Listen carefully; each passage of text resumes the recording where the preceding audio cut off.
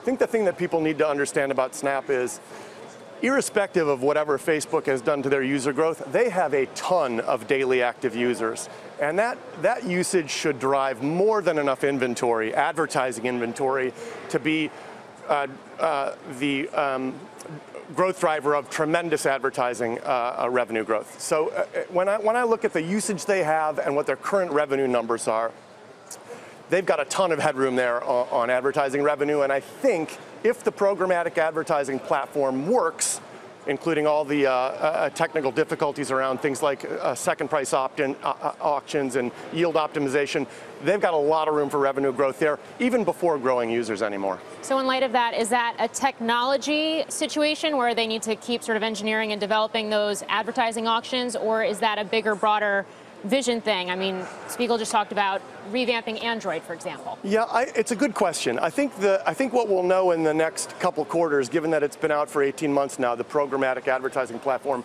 is whether they've got a technology issue with their programmatic platform, and it's just simply not good enough and not allowing advertisers to spend where they want to spend, or is it just the case that advertisers aren't used to it yet, they've been experimenting with it, and now that they get used to it, they're starting to be able to put more money to work there. I guess that'll play out over the next couple quarters, but the key point is they've got a lot of headroom for advertising revenue there. Dick, it feels to me like Evan and his team at Snap are taking a pretty different approach to the one that you and the Twitter team took, in the sense that they're going from what initially worked for them and boldly sort of departing from it and then walking it back a bit. You guys faced a lot of criticism, pressure to either keep Twitter the same or maybe change the 140 character limit, which has finally changed. Video has now come in, but it took a while for that to happen. Evan got way out ahead of that. How much of that do you think is based on the stock structure, the fact that,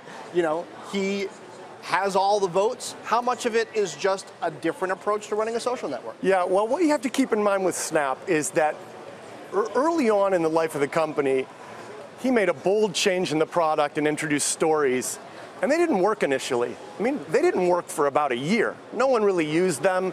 And he was like, nope, we're sticking with it.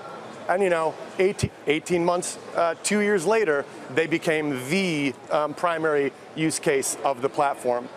So he's got in the back of his mind, I've done this before and people have told me I was wrong before, and then look what happened. So I think that might be a little bit of what's going on here. And he's just going to say, hey, I've made the switch to programmatic. It's only been 18 months. It's going to work. You'll see. And we'll all see in the next couple quarters. Hey there, thanks for checking out CNBC on YouTube. Be sure to subscribe to stay up to date on all of the day's biggest stories. You can also click on any of the videos around me to watch the latest from CNBC. Thanks for watching.